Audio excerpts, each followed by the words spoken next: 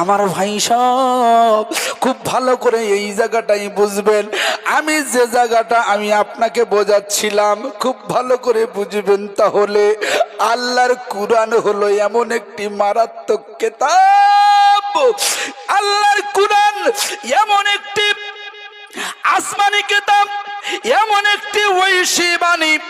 এই ঐশী বাণীর মোকাবেলায় তুমি তসলিমা কেন, তুমি জো বাইডেন, তুমি নরেন্দ্র মোদী কেন, তুমি হাসিনা খালা কেন, তোমার মতো হাসিনারা, তোমার মতো তসলিমারা এই পৃথিবীতে হাজার হাজার গুজরে যাবে, আল্লাহর কুরআনের একটি অক্ষরের ব্যাখ্যা তোমরা দিতে পারো না।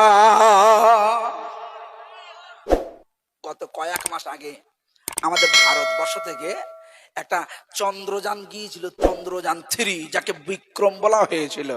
ও ভাই ঠিক না বেঠিক? বিক্রম বলা হয়েছিল না?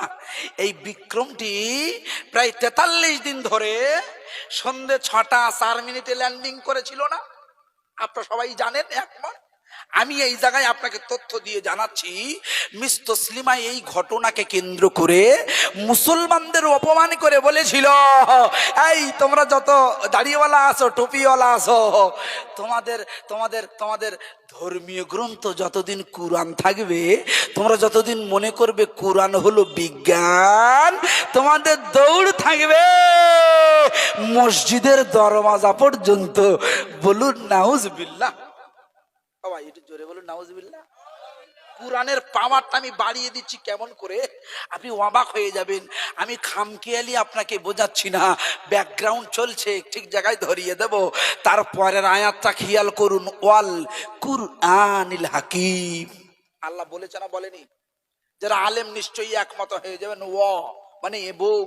আল্লাহ বলছে এবং আমি কসম করছি কুরআনের, আমি কোরআনের কসম করছি যে এই কোরআনটি হলো বিজ্ঞানময়। কে কসম করছে ভাই? আর আল্লাহ কসম করছে যে এই কোরআন হলো বিজ্ঞানময় কিতাব। আল্লাহ যে জায়গায় কসম করে আমাদের সন্দেহ থাকতে পারে। ভাই কসম করে কি বলছে? কসম করে বলছে ইন্নাকা লামিনাল মুরসালিন।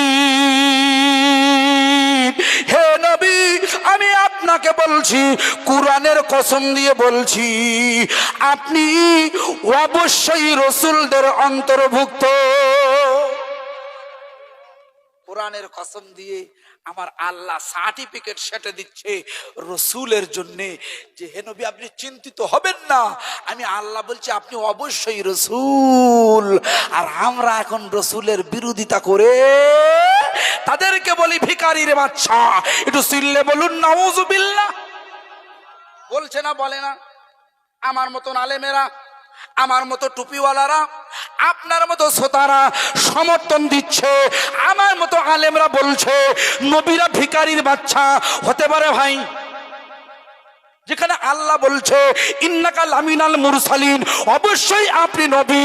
আমার বন্ধুরা তসলিমা নাসরিন যে প্রশ্নটা তুলে দিয়েছে, আমি তসলিমা নাসরিনকে আমার প্রসবের যোগ্য বলে মনে করছি না। আমার পায়ের তলায় তাকে রাখি, এই জন্য রাখি সে কোরআনকে অপমান করে, সে রসুলকে অপমান করে, রসুলের সম্পর্কে কুমন্তব্য করে, রসুলকে নিয়ে কটাক্ষ করে, কোরআনকে নিয়ে কটাক্ষ করে। এই জন্য আমরা জুলফিকার আজিজিরা, আমরা তসলিমা নাসরিনকে পায়ের জুতার তলায় রেখে দিই। এই জন্য জুতার তলায় রাখি, থিওরি দিচ্ছি শুনে নিন। ও বলতে চেয়েছিল কোরআনের ভিতরে কোনো বিজ্ঞান নেই।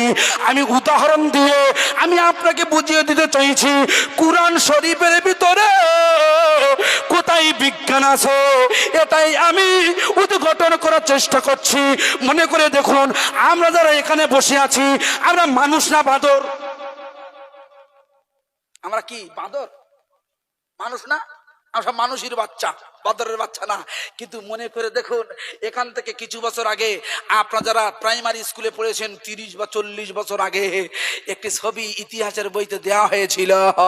ব্রিটিশ বিজ্ঞানী তিনি তথ্য দিয়েছিলেন। ব্রিটিশ যারা আমাদের ভারত শাসন করেছে, ওই ব্রিটিশের এক বিজ্ঞানী তথ্য দিয়েছে মানুষ এসেছিল বাঁদর থেকে। কোথা থেকে? বাঁদর থেকে এসেছে। ভাই পৃথিবীতে এখনো বাঁদর নেই? আছে না? সুন্দরবনে আছে, চিড়িয়াখানায় আছে, বকখালি আছে, ঝড়খালি আছে, সব জায়গায় আছে। এই কোন বাঁদর দেখেছেন? এখন তো মানে ইন্টারনেটের যুগ, সোশ্যাল মিডিয়া, এখন সবকিছু দেখা যায়।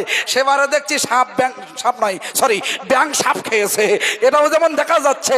তো একটা বাঁদর হাফ মানুষ হয়েছে আর হাফ বাঁদর আছে, এরকম কোন ভিডিও আপনারা দেখেছেন? আমাকে বলতে পারেন ভাই?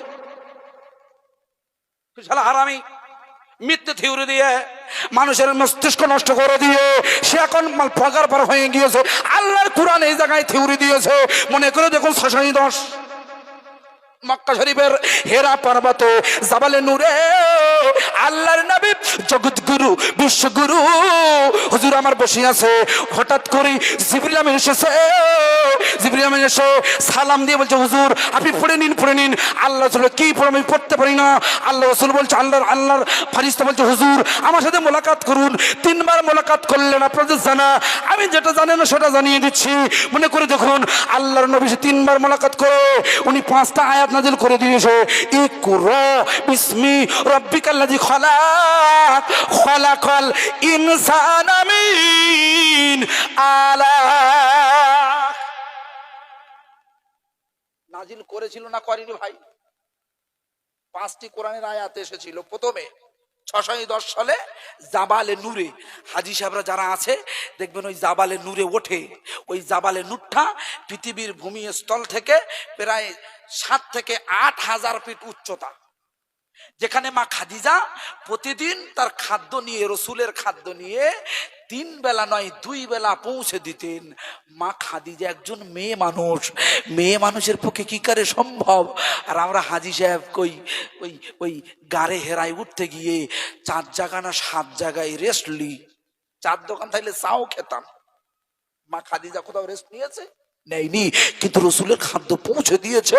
ওই জায়গায় রসুল আমার বসে আল্লাহর কুরআনটা এনেছে, যে কুরআনের রোজার কথা বলেছে, যে কুরআনে সিয়ামের কথা বলেছে, যে কুরআনে নামাজের কথা বলেছে, যে কুরআনে হজের কথা বলেছে, যে কুরআনে ঈমানের কথা বলছে। আল্লাহর কুরআন বলে আন আমিনু বিরাব্বিকুম ফাআমান্না। তোমরা যারা ঈমান আনোনি, তোমরা ঈমান আনো। এই থিওরিটি কুরআন দিয়েছে, কুরআন বিজ্ঞানী এনে দিয়েছে। আল্লাহর কুরআন বলছে খালাকাল ইনসানা মিন আলাক। মানুষ হচ্ছে পৃথিবীতে জমাট বাঁধা রক্ত পিণ্ড দিয়ে। আজকের বিজ্ঞানীরা এরা থিওরি দিচ্ছে স্বামী স্ত্রী মিলনের ফলে যে বীর্য নির্গত হয়, এই বীর্য নির্গত হওয়ার পরে মায়ের রেহেমের ভিতরে গিয়ে প্রথমে কিন্তু একটি রক্তপিণ্ডিত তৈরি হয়। রক্ত কি হয়?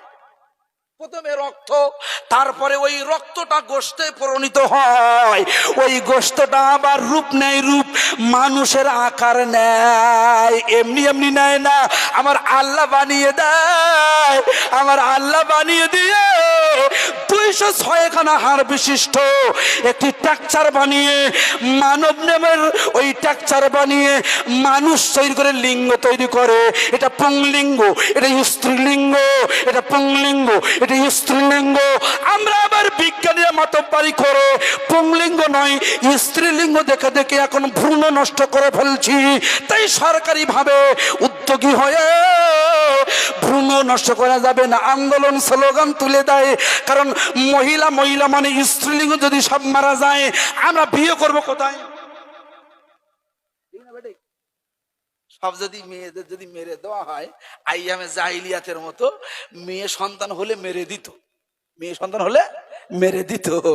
এখনো পর্যন্ত ওই জাহিলিয়া যুগের সিস্টেমটা চলছে, তবে আধুনিক কায়দায়। আশ্চর্য হয়ে যাবেন আপনারা যারা মুরব্বী, আপনারা যারা গুগল ইন্টারনেটে খবর রাখেন না, আপনারা অনেক ভালো আছেন। আমরা যারা গুগল ইন্টারনেটের খবর রাখি, সেবারে দেখছি ওই গুগলে নয় ইউটিউবের ভিতরে একজন একজন কুত্তা কুকুর যাকে ডগ বলা হয়েছে, ওই ডগ কুকুর এক বাচ্চাকে ডাস্টবিন থেকে তুলে নিয়ে তার মাজায় খ্যাক করে ধরে মাথাটা নিচের দিকে ঝুলছে। ঠিক এই রকম একটা নবজাতক শিশু মৃত ডাস্টবিনের ভিতরে পড়েছিল, কুকুর নিয়ে যাচ্ছে খাওয়ার জন্যে। আমার বন্ধু, এই সন্তানটা কে দিল এখানে? কে ফেলে দিল? আমার সন্তানদের তো আদর করি, চুমা খাই, কিন্তু ওখানে কে ফেললো? ওখানে ফেলেছে যারা যারা ক্যানিং ব্রিজে হামলা করে, যারা, ঠিক না বেঠিক? ওখানে সন্তান দেখেছে কারা? যারা ওই ক্যানিং ব্রিজে প্রেমালাপ করছে, প্রেমালাপ। শালা কোনদিন বরখা পরে না, কোনদিন বরখা পরে না, বরখার নাম কিন্তু জানে না, সে বরখা পরে এসেছে, বরখা চিনি ফেলবে, চিনি ফেলবে মুশকিল। এখন তো মোবাইলের যুগ, ভিডিও করে বাপে দেখাবে, দেখো তোমার মেয়ে কি করছে, দেখো টিকটক করছে। টিকটক কোথায়? ক্যানিং ব্রিজে করছে। আপনাদের কাকদ্বীপ রোডে টিকটক করছে, পিতা মারধর করে। এই জন্য বোরকা না বললেও বোরকার সাহায্য নিচ্ছে। তসলিমা নাসরিনকে বাংলাদেশ থেকে যখন খেদাও করেছিল, বাংলাদেশের জমিনটাকে যখন জ্বালাপোড়া করেছিল, ও তখন পালাবে। কি করে পালাবে? কত সবাই চিনে ফেলবে, কি করে যাবে? চতুর্দিকে ইমান মুসলমান ধরেই খেয়ে ফেলবে। এই জন্য কি করবে মিস তসলিমা? উনি কিন্তু ওই বোরকা হিজাবের সহায়তা নিয়ে বোরকা পরে মাল বাংলাদেশ থেকে পালিয়ে দিল্লির জমিনে নেমে গেল। নরেন্দ্র মোদী তাকে আহলান সাহলান করে স্বাগতম করে তাকে রেখে দিয়েছে। মাঝে মধ্যে কাজে লাগায়, ধর্মীয় উস্কানি দেয়। এটাই হলো তসলিমার কাজ। সুতরাং এই মুসলমানদের হিজাব, এটি হলো ফরজ আইন, ফরজ, এই মহিলাদের ফরজ হুকুম। এই বোরাক নিয়ে, এই বোরখাটা নিয়ে ওরা প্রেমের ঢাল স্বরূপ ওরা ব্যবহার করে। ক্যানিং ব্রিজের উপরে ওরা জারজ সন্তান তৈরির পরিকল্পনা করে, ক্যানিং এর ব্রিজের তলায় ধর্ষণ করে। এখান থেকে বছর খানিক আগে দেখবেন নিউজে, দেখবেন ওই ক্যানিং ব্রিজের তলায় এক সুন্দরী মহিলাকে ধর্ষণ করে বিভ্রস্ত অবস্থায় ফেলে দিয়েছিল। আমরা যারা পৃথিবীর খবর রাখি, আমাদের নজরে এসেছিল ওই মহিলাকে ধর্ষণ করে ফেলা হয়েছিল। আজকের ঈদের দিন বিভিন্ন জায়গায় ছেলেমেয়েরা ঘোরাঘুরি করছে, কিন্তু আমরা তরি কৌতলার মুসলমানেরা আমরা কি বোকা? আমাদের মাথায় কি কোনো বুদ্ধি নেই? আমরা ক্যানিং এ না গিয়ে, আমরা কলকাতার ইকোতে না গিয়ে, আমরা কলকাতার ওই হুগলি সেতুতে না গিয়ে আমরা পাগলামো করে কি দড়ি কৌতলায় কোরআনের মাহফিল দিয়েছি? না না না না না না না না না, ওটা হলো পাগলামি।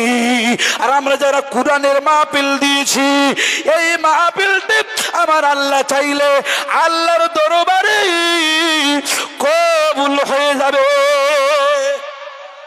নারায়ে তাকবীর, নারায়ে তাকবীর।